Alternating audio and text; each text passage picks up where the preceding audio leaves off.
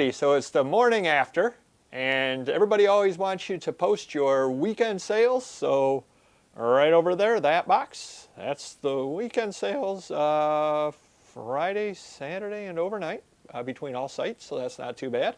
And over here, we are in the middle of working on the religious books. Found a couple of okay ones, been up since 2:45 this morning working.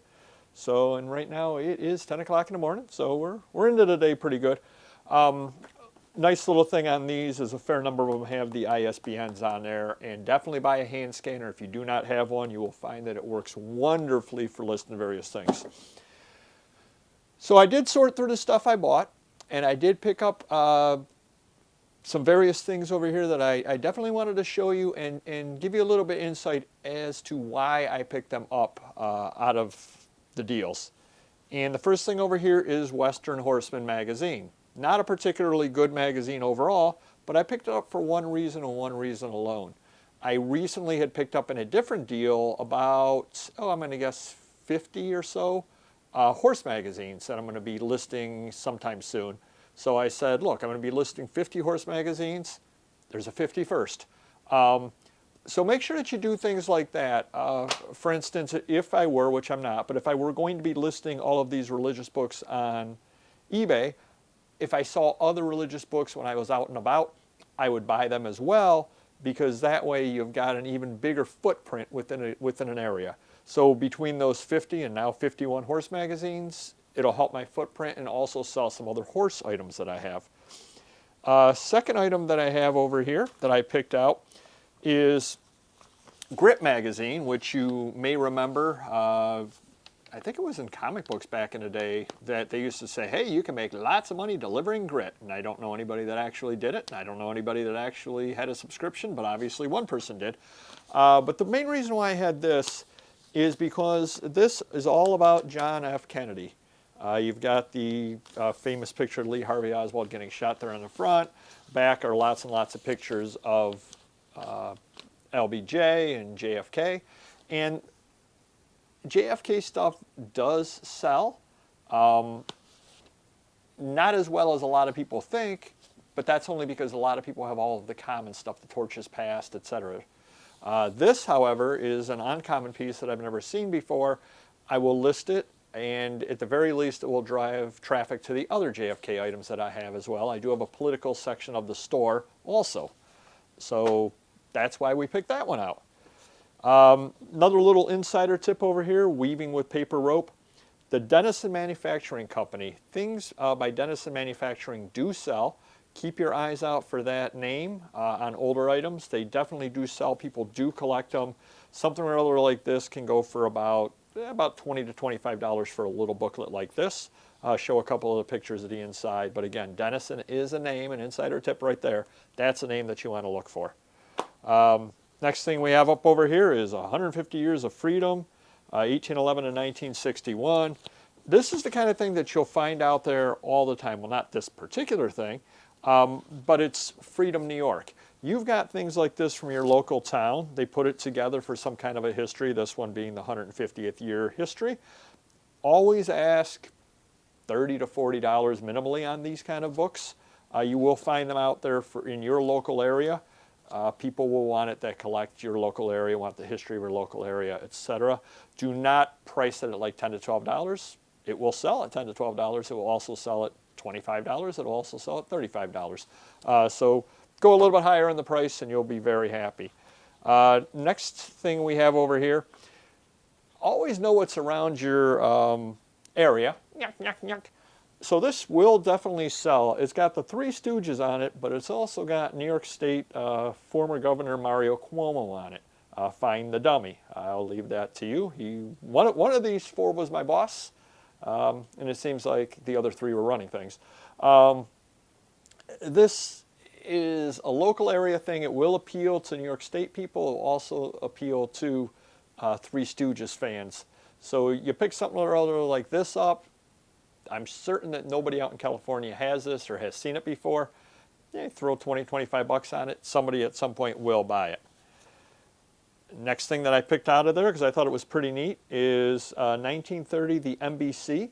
all about NBC radio, but the nice thing about it is it's got a nice Santa Claus cover, which always sells. Definitely do mention Santa Claus. And you actually do well with old radio stuff. It is a fault of eBay that they do not have a radio category under entertainment. They really should, because there is a fair amount of radio stuff out there and there are collectors. So that's kind of one of those things that's always tough to figure out exactly where to list it at, unfortunately. But I just put it in the entertainment area of my store, and radio stuff does sell. Another item that will definitely sell out there, Steuben glass. When you find Steuben glass stuff, it's a nice little catalog of Steuben glass. Sometimes these are difficult to figure the years out on. The copyrights aren't always in there very easily. But other than that, something or other like this will go for $25 to $30. You will find them out there. They might be a little more common in upstate New York because we're so close to Corning. But you will find them out there. A lot of times you'll find a number of them all together. Buy them and you can get 25, 30 bucks each out of them regularly. I got these over here, another thing, and again, we preach all the time, know what is in your local area. These are all Jell-O.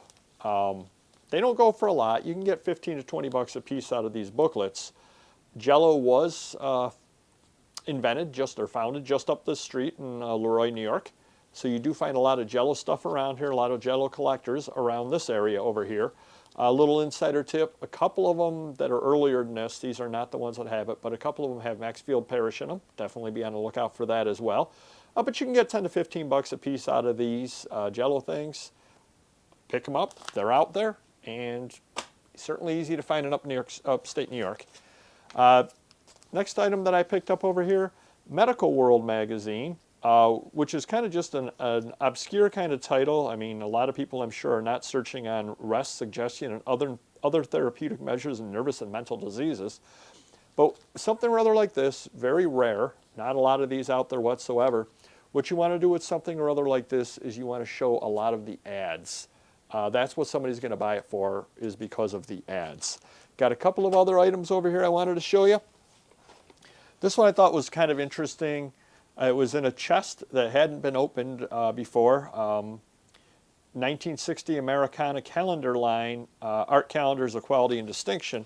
And if you take a look in here, this is a salesman's item for him to go around to various places and say, hey, we can put your name at the top of these calendars.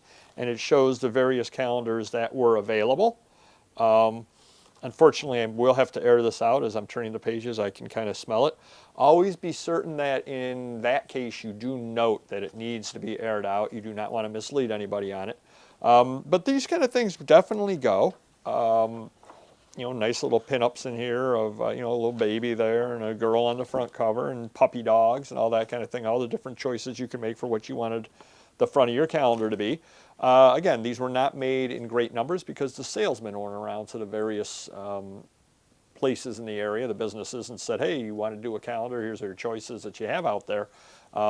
Much rarer than the calendar itself are these. And the last thing that I got over here, I often scoffed at. However, people do collect them. You can find these out there all the time. Vinegar Bitters Almanac, 1878, Our Native Herbs, 1902. Almanacs are out there. Do pick them up. You can get 15 to 20, 25 bucks a piece on these things. But another little insider tip, list them underneath antiques, medicine, quack medicine, because the vast majority of these were put out by quack medicine companies. You know, list the number of pages, note the damage. This one here on the one side here has dirt on it, etc. But they will sell out over there. Definitely you can find these out there. And along the thing of almanacs, I picked this up, which the condition on this is not very good whatsoever. However, if you take a look at it, it is hard to see, but 1825. This is nearly 100 years old. Even in this condition, falling apart as you see, it's still going to be worth something just because of the age. Definitely note all of the condition issues on it, the heavier dirt and spotting. I don't believe that's mold. I believe that's just some kind of dirt on there because it's not coming off.